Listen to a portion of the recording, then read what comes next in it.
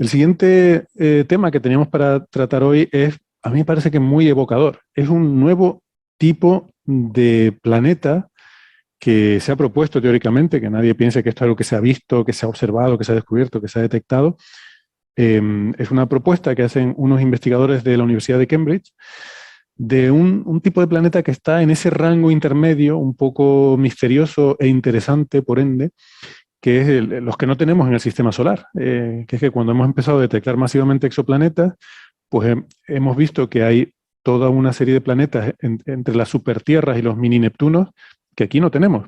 Nosotros en el sistema solar tenemos planetas pequeños rocosos cerca del Sol y planetas gigantes gaseosos lejos. Y resulta que ahí en medio vemos en otras estrellas que hay muchos más planetas en ese rango, ¿no?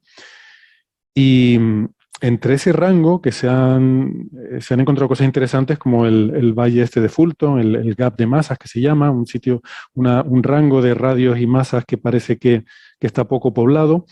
Eh, Hay estos planetas, estos mundos oceánicos de los que se ha hablado mucho, que son planetas que tienen una cantidad significativa de su masa en forma de agua, o sea, tienen unos océanos masivos, enormes, planetarios, no como la Tierra. O sea, cuando digo cubiertos de agua no me refiero como la Tierra que está cubierta a 3/4 partes de agua, pero eso es una capita muy superficial, es pintura. ¿Vale? El grosor del agua en la Tierra, de los océanos, es ridículamente delgado comparado con el planeta. Estos mundos oceánicos realmente tienen un grosor de océano que es comparable al del propio planeta, ¿no? O sea que realmente muchísimo. Y ahora a estos autores se les ha ocurrido que no solo hay otra posibilidad de mundos que podrían existir en ese rango, que son teóricamente posibles, sino que además, según ellos concluyen en este artículo, deberían ser relativamente abundantes y además muy interesantes para la astrobiología, Eva. Y por Sí, cierto, y confirman definitivamente, por si alguien tenía alguna duda, que los físicos son terribles poniéndole nombres a las cosas, ¿por me parece a qué? mí. A mí me gusta este nombre. ¿Eh? ¿Por qué? Bueno, tú eres un físico. Yo estoy de acuerdo con Héctor que somos terribles poniendo nombre, o sea, absolutamente pésimos. Pero sí, estos mundos, el contexto es muy sencillo. O sea, cuando tenemos la capacidad de medir el radio, porque el planeta transita, y la masa, podemos determinar la densidad. Entonces, cuando podemos determinar la densidad, tenemos que acudir a modelos que nos den una composición y una estructura de un planeta. Eh, Vamos a empezar, antes de describir las características de este tipo de planetas, a describir el problema. El problema es que cuando intentamos buscar una solución a la densidad, cuando solo tenemos un punto en una gráfica, tenemos soluciones degeneradas. O sea, y la degeneración consiste en que la composición del planeta y la estructura del planeta eh, son degeneradas, o sea que no podemos resolver las dos al mismo tiempo. Por eso tenemos al fin y al cabo un punto. Ese punto es muy difícil de conseguir, que necesitamos satélites para intentar determinar el radio del planeta, muchas horas de observación en telescopios terrestres para determinar su masa, etcétera, etcétera. Pero al fin y al cabo es lo que tenemos. Pues en este caso, como decía Héctor, hay una serie de planetas que no tenemos en el sistema solar, que son los que comprenden el rango de las supertierras, mini Neptunos, etcétera, que están en este rango de densidades donde determinar la composición y la estructura lleva a soluciones que ya han sido propuestas antes. O sea, de hecho la solución de un planeta, la solución de estos mundos oceánicos para el problema de estructura es un planeta con un núcleo pequeñito de un 10% de hierro, de material rocoso, por ejemplo, luego una envoltura que básicamente sea agua, o sea, sería un mundo de agua, literalmente, y una atmósfera con una composición básicamente muy alta de hidrógeno molecular. Ese tipo de estructura nos llevaría a que si ponemos esa estructura para el planeta y le calculamos, por ejemplo, la zona de habitabilidad, tendríamos que la zona de habitabilidad nos da un rango mucho más grande que una zona de habitabilidad para un planeta terrestre, que al fin y al cabo es un planeta con una estructura de roca y muy poquito agua. O sea, aunque la Tierra la veamos azul, es un planeta seco. O sea, eso es Eso sorprende mucho, pero la Tierra es un planeta con muy poquita agua. Tiene más agua las lunas de la parte externa del sistema solar que nuestro propio planeta.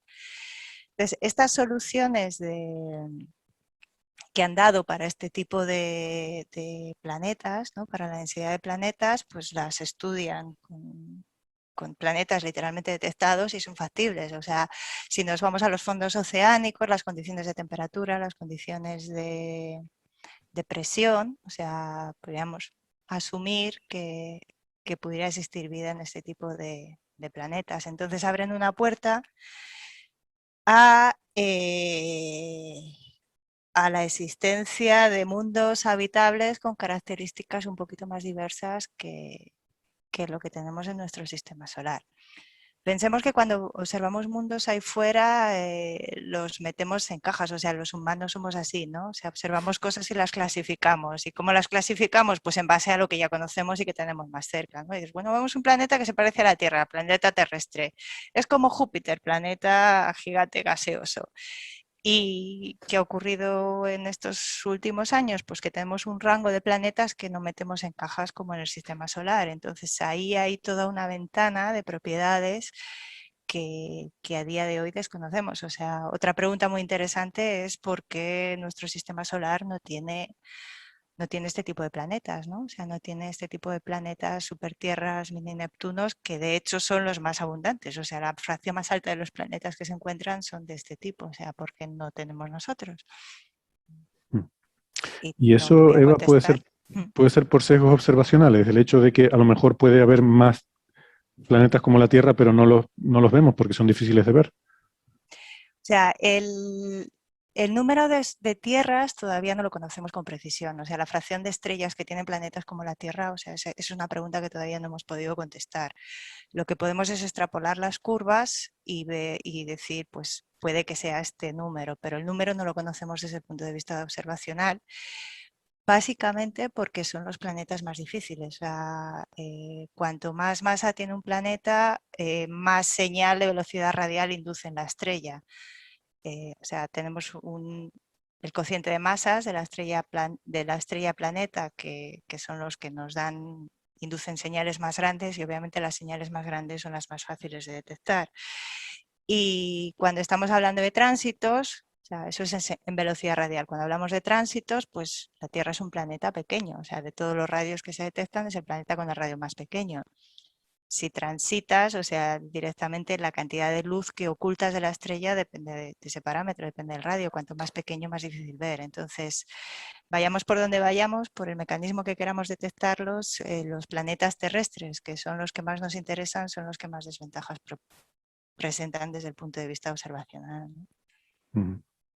Sí, yo quería señalar que una cosa relevante de estos mundos oceánicos es que Perdona, son... Alberto, porque no hemos dicho, pero lo de oceánicos, y es la razón por la que el nombre me parece tan abominable, es simplemente porque han querido coger mundos oceánicos, porque son básicamente como un mundo oceánico, pero que la atmósfera es sobre todo de hidrógeno, y han sustituido la O de oceánico, la primera O, la han sustituido por H, en inglés HY, de hidrógeno, ¿no? Es como una mezcla entre hidrógeno y oceánico. Entonces, Una manera perfectamente legítima de crear un neologismo. O sea, a mí me parece que está bien, no, suena bien. no cuestiono la legitimidad, solo el gusto. Bueno, que lo que quería decir es que una cosa importante de estos, importante sobre todo a nivel de habitabilidad y todo esto, es que la química de estos mundos debería ser muy diferente a la de la Tierra en la actualidad. La Tierra en la actualidad es un mundo oxidante, es un mundo lleno de compuestos como el oxígeno molecular, pues sin ir más lejos, que lo que hacen es acaparar los electrones de otras cosas. Si tú pones una sustancia en la atmósfera de la Tierra o incluso en los océanos de la Tierra, ese oxígeno y otras sustancias similares tienden a quitarle los electrones a esa sustancia y hacerlos cambiar químicamente en consecuencia. Estos mundos oceánicos es todo lo contrario, son mundos reductores, son mundos que están llenos de cosas como hidrógeno, que es un donante de electrones. Tú pones una cosa en esa atmósfera y el hidrógeno dice, toma mis electrones, todos para ti, todos para ti. O sea que la química, para un químico, es como la noche y el día. O sea, la Tierra es un mundo oxidante, estos mundos son mundos reductores, ¿no? Pero fíjate, porque estás pensando en la atmósfera. Porque, Eva, si yo he entendido esto bien, son mundos como que de superficie para abajo son como mundos oceánicos y de superficie para arriba son como un Neptuno, como un planeta gigante. O sea, que fíjate, Alberto, en la línea de lo que tú estás diciendo sería una cosa un poco extraña, ¿no? Un poco esquizofrénica, porque tendrías una atmósfera reductora y un océano oxidante, casi por definición, ¿no? ¿No? Cuidado porque lo normal es que difunda. O sea, quiero decir, nosotros en la Tierra tenemos oxígeno disuelto en el océano. Vamos, no soy un experto en química y habría que mirar las ecuaciones a la presión a la que estuviera ese océano, que sería una presión mayor que la de la Tierra porque la atmósfera es muy grande. Pero lo normal es que esos compuestos reductores, sobre todo hidrógeno molecular, terminan difundiendo dentro del océano.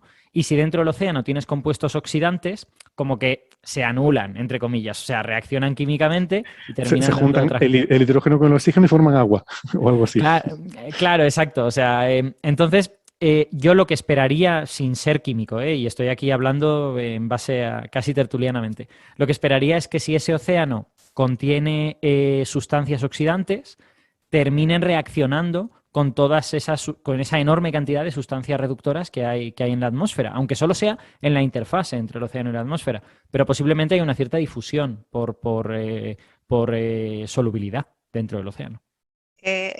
Creo que estáis yendo un poquito más allá de lo necesario en este caso. O sea, en este caso las condiciones o sea, la química de la atmósfera, o sea, simplemente lo que hace es, o sea, antes decíamos que el Sol tuvo su pasado, la Tierra también tuvo su pasado. O sea, la cantidad de oxígeno actual depende de la actividad biológica, pero la cantidad de oxígeno en el pasado, en la Tierra y en la atmósfera terrestre era mucho más baja. Entonces, cuando se mira en otros mundos y cuando se buscan biomarcadores, lo que se buscan son huellas químicas detectables, o sea, de moléculas que lleven una carga biológica, y si miramos, por ejemplo, la atmósfera terrestre o de un planeta terrestre a día de hoy, pues tendríamos que tener, volvamos al contexto, en la franja de las futuras misiones observables, o sea, vamos al infrarrojo cercano, James Webb, el Hubble. Tenemos que tener una combinación de amoníaco, metano, ozono, oxígeno, que nos da las características de la vida a día de hoy. Pero si vamos a condiciones previas a lo que fue la gran oxidación terrestre, pues tenemos una cantidad de moléculas diferentes, que es un poco la vía que explora este artículo. O sea, no tiene tanto que ver con que haya una envoltura de hidrógeno molecular en este tipo de planetas, sino más con unas condiciones de vida un poquito más extensas, ¿no? O sea, simplemente están jugando con parámetros muy sencillos como presión y temperatura, ¿no?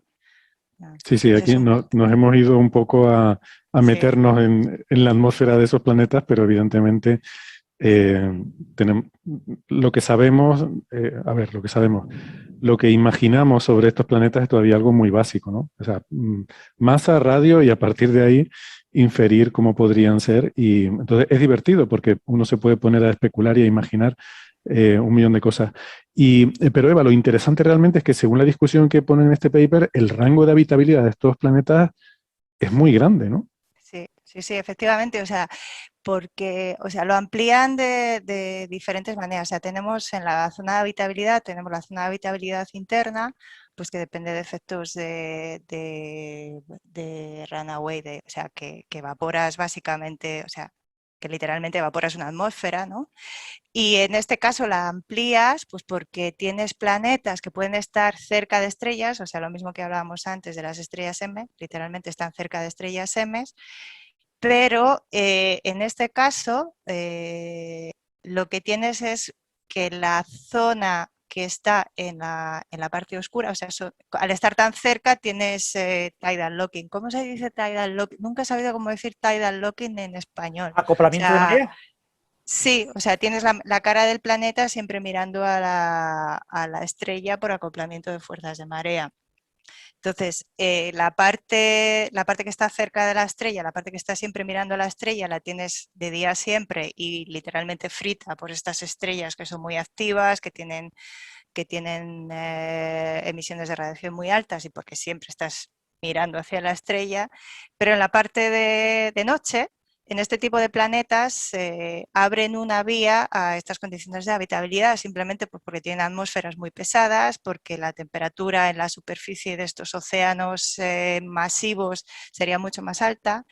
También, o sea, pensad que estos mundos, tal y como se plantean, no tendrían una parte sólida. Entonces estamos hablando de vida que no podría ponerse de pie en ningún sitio, ¿no?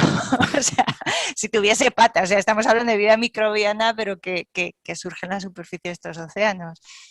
Y luego la parte externa de la zona de habitabilidad también la extienden, pues básicamente por lo mismo, porque no tienen, porque estarían bastante más calientes las zonas estas al tener más altas presiones, permites que no tengas el problema tan grande que tenemos, por ejemplo, en la zona de habitabilidad externa de un planeta terrestre, que es el efecto de la condensación del CO2, que funciona como efecto, o sea, que es bueno en la zona externa de la zona de habitabilidad porque proporciona un gas que calienta cuando estás lejos del sol, ¿no? Entonces, si lo condensas, pierdes esa capacidad de tener un poquito más de temperatura y pierde la capacidad de habitabilidad. Pero aquí, en este caso, como tienes atmósferas pesadas, pues tienes una ventaja, ¿no? Incluso, que ya es lo que me explotó la cabeza leyendo sobre esto, habla de la habitabilidad de planetas, bueno, oscuros en el sentido que tú decías del el lado nocturno del planeta, pero incluso planetas errantes, estos planetas sin estrellas, podría haber planetas errantes habitables. Esto ya es un concepto totalmente de fantasía, o sea, ya los siguientes son dragones. Pero No, los echaría siguientes fuego, son ¿no? seres vivos que viven directamente en el vacío del espacio, como en Star Trek, ¿no? Sí, pero esto, o sea, planetas habitables sin estrellas, yo creo que esto no ha salido en la ciencia ficción. Seguro que a alguien se le habrá ocurrido, pero yo desde luego no he oído, no he escuchado ninguna historia en la que aparezcan planetas habitables, planetas errantes, donde haya vida de forma natural, o sea, planetas habitables, ¿no? Sin una estrella. Me parece que es un concepto totalmente increíble. Sí, bueno, Stanislao Lem en los cuentos tiene un personaje que vivía directamente en Orión y que se hacía clónico, o sea, ya ni necesitaba planeta, o sea, era un Pero eso personaje es un irnos poco ya excéntrico, demasiado. se fue un poquito más allá, ¿no? Pero un personaje bastante excéntrico que dijo, yo no necesito ni un planeta, me voy a vivir allá a Orión y Sí. me hago gigante y... Me cae bien ese muchacho. No, yo quería Bueno. hacer una aclaración de lo que yo decía, que aunque estuviera antes diciendo que la química de estos mundos iba a ser muy diferente a la de la Tierra en la actualidad, eso no quiere decir que no sean mundos apropiados para que exista la vida, pero sí habría de ser una vida adaptada a una química distinta, ¿no? Y la vida inicial de la Tierra quizás se parecería más a la que podríamos encontrar en estos mundos, porque parece que la atmósfera primigenia de la Tierra era una atmósfera mucho menos oxidante que la actual y mucho más reductora, ¿no? Así que es posible que fueran mundos donde pudiésemos encontrar vida similar a la que había al principio de la Tierra. Y también habría otra cosa, que es que si en estos mundos quisiera evolucionar vida que quisiese usar el oxígeno, se encontraría con un pequeño problema, que es que cuando tú lanzas ese oxígeno a esta atmósfera, reacciona con el hidrógeno y se convierte en agua. Así que te va a resultar difícil respirar ese oxígeno, salvo en zonas de ese planeta que no estén bien mezcladas, ¿no? Salvo que te pongas en una especie de burbuja donde ese oxígeno se pueda acumular, porque en el resto del planeta va a reaccionar con esa atmósfera reductora, ¿no? Y por No va a eso, haber oxígeno libre para respirar, básicamente. efectivamente, y por eso los autores del artículo, cuando hablan de biomarcadores, que supongo que ahora también vamos a hablar de ellos, no ponen el foco en los biomarcadores clásicos, que son casi todos biomarcadores que imitan la química de la Tierra. Los biomarcadores clásicos pues son el ozono, el oxígeno, todo cosas oxidantes, sino que ponen el foco en biomarcadores que pudieran existir en un mundo reductor, ¿no? Como... Bueno, el metano. Exacto. Pero el metano en este mundo reductor, ellos dicen el metano a lo mejor no nos es tan útil, porque igual No, claro, metano sería hay como por en todas partes. Júpiter, en la Claro, atmósfera. Sí. metano Pero hay yo por creo que todas ellos están partes y no tiene pensando. por qué ser biológico. El metano, perdona, Héctor, el Sí, metano en la Tierra es un biomarcador o lo puedes relacionar con la vida, porque la Tierra es muy oxidante. Y sí. entonces el metano que tiene carbono muy reducido pues normalmente en la Tierra no debería existir si no lo está produciendo alguien. Es que precisamente es bonita esta lógica. Sí, no es que el biomarcador depende del contexto de la atmósfera, ¿no? En Júpiter metano, no, el biomarcador es lo normal y es lo que ahí llaman aire, y aquí en Exacto. cambio en la Tierra tal. Yo creo que me parece a mí, ¿no? Que por donde van aquí los tiros un poco es en pensar que el océano es el lecho de la vida, o sea, que es vida oceánica, y que la atmósfera lo que es como una especie de manto que mantiene, preserva las condiciones de habitabilidad, protege la estrella de radiación, de meteoritos, de actividad, de no sé qué, y mantiene unas condiciones térmicas muy estables, ¿no? Que hacen esa zona de habitabilidad muy, muy grande. Y, y es interesante eso que dices de los biomarcadores porque lo que dice el artículo, o sea, dice un montón de cosas que todas son, o sea, a mí este artículo me dio un subidón según lo leía. No sé si es cosa mía o ustedes están de acuerdo o no, porque te empieza a decir una serie de cosas que todas son buenas. Es que todo es bueno. O sea, te empieza a decir que estos planetas deben existir, que deben ser bastante abundantes, que además es que son más habitables que los otros, porque pueden mantenerse habitables en un rango muy grande de parámetros, de distancia y demás.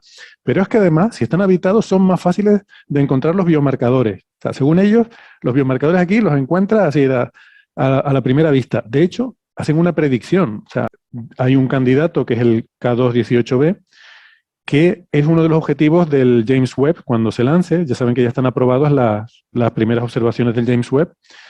Hay una serie de propuestas de observación que ya están aprobadas, están listas y ya están programadas para que el telescopio las haga. Y una de esas observaciones va a ser observar este exoplaneta, el K218b. Y entonces ellos dicen, a ver si lo encuentro.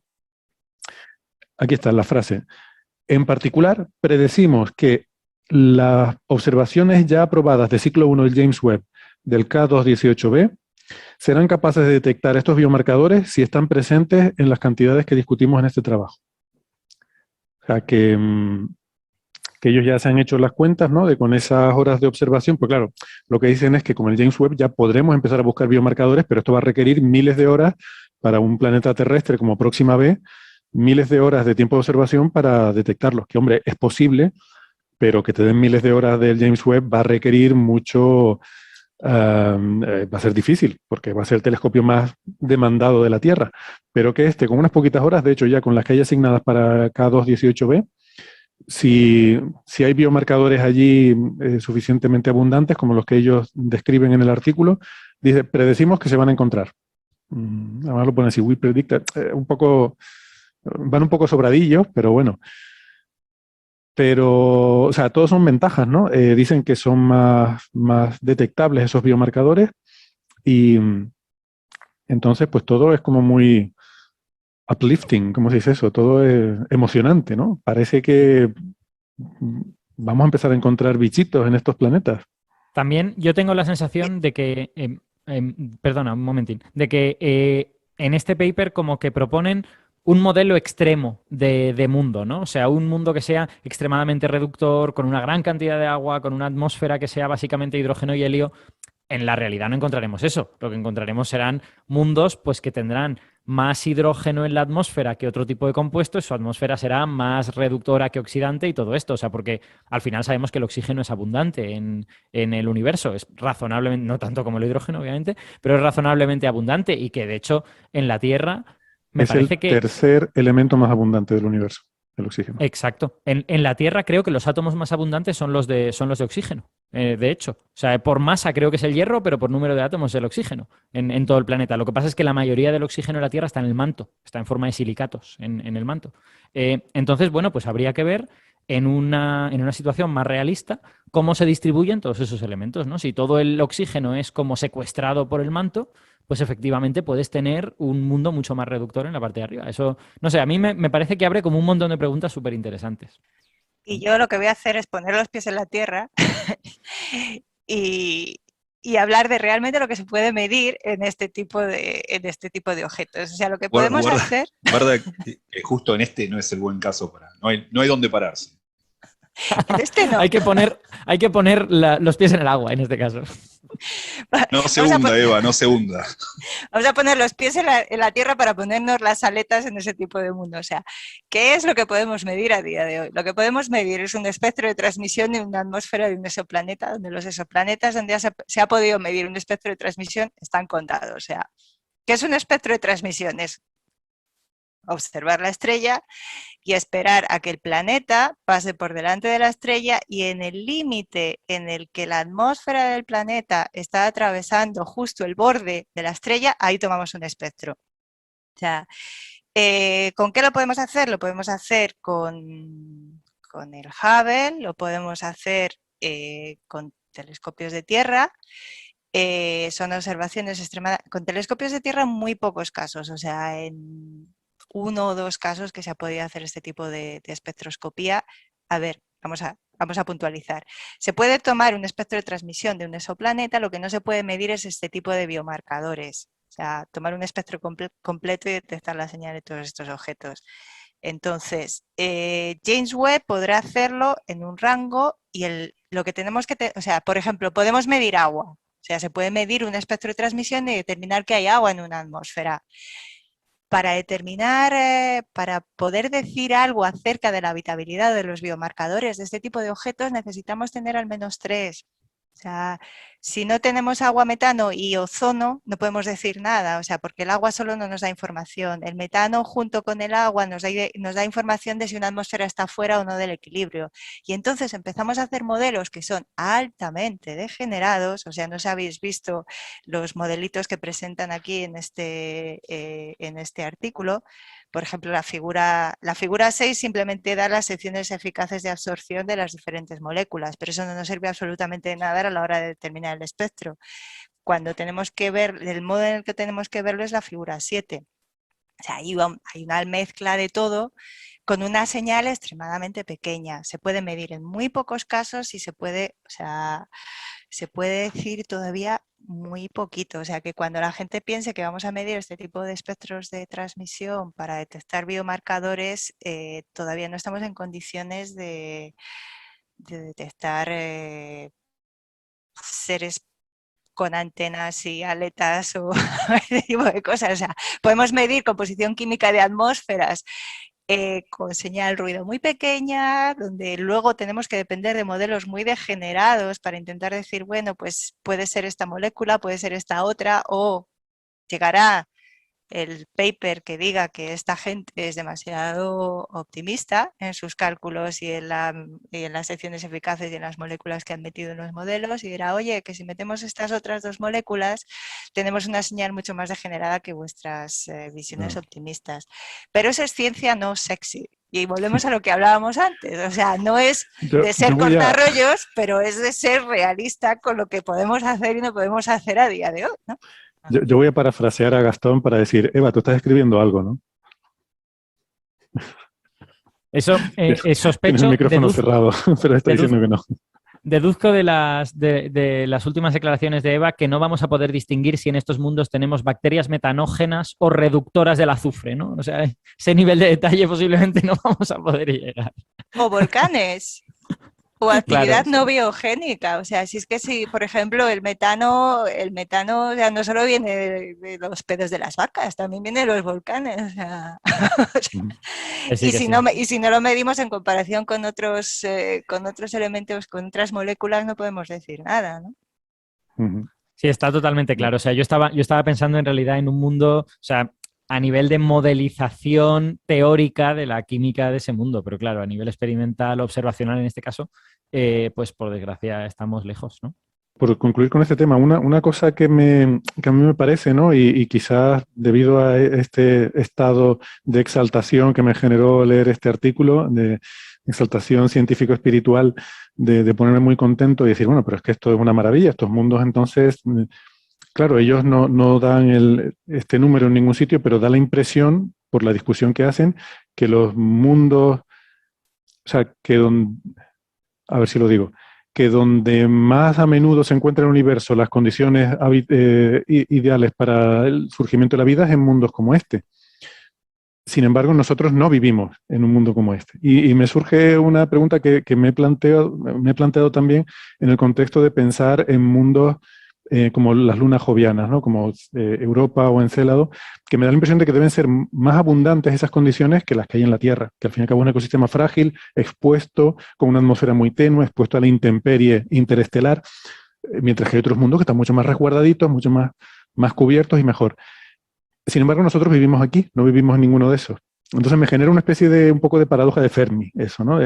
¿Por qué no somos delfines nadando en las aguas de un mundo oceánico de estos, donde se vive mucho más a gustito y parece que es más probable? O viviendo debajo de del blindaje de hielo de las lunas de un gran planeta joviano, ¿no? Y claro, es que igual hay otro factor aquí añadido, que es, una cosa es el desarrollo de la vida y otra es el de la inteligencia. O sea, es posible que las condiciones que lleven al desarrollo de la vida sean más probables en otro tipo de mundos diferentes, pero a lo mejor la inteligencia requiere otras cosas. Requiere primero la posibilidad de desarrollo de vida compleja y eso a lo mejor implica el que tengas que tener un metabolismo del oxígeno. Por esto que tú, Alberto, has dicho muchas veces, de que la cantidad de energía que tienes que movilizar requiere algo como el oxígeno, que produce mucha más energía, y a lo mejor muchos de estos mundos no se puede tener. O ya tirándonos mucho más a la piscina, hay antropólogos que piensan que el observar los ciclos en la naturaleza que vemos en el cielo fue la palanca que impulsa esta necesidad de buscar patrones y tratar de predecir el futuro, que al final es de forma última lo que lleva al desarrollo de un pensamiento consciente y del desarrollo de la inteligencia, ¿no? No sé hasta qué punto estoy de acuerdo con eso, pero podría estarnos diciendo que, oye, necesitas un mundo, para que se dé la inteligencia, un mundo en el que haya patrones repetibles, que sean importantes para esas formas de vida, que nosotros los tenemos muy claro porque tenemos el patrón día-noche, el patrón de las estaciones, todo eso, pero si tú vives encerrado bajo el hielo, no vas a ver esos patrones. Entonces no hay una motivación para que intentes predecir el futuro. No sé, me parece ya muy especulativo y pero hay como cosa curiosa puede quedar.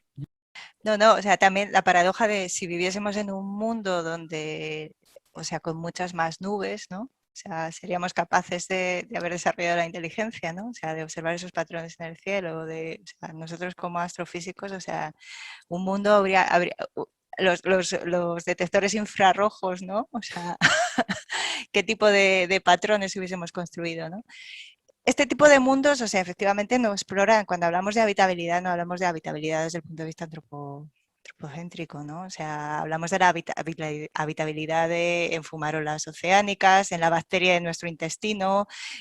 O sea, nosotros, si no fuese por los miles de millones de seres diminutos que habitan nuestro organismo, tampoco estaríamos aquí, ¿no? Entonces, hay que poner las cosas en perspectiva, ¿no? Y la perspectiva de la vida es muchísimo más amplia que la perspectiva de la vida humana, ¿no? Está claro. Alberto. Yo voy a replicar a Héctor en dos cosas.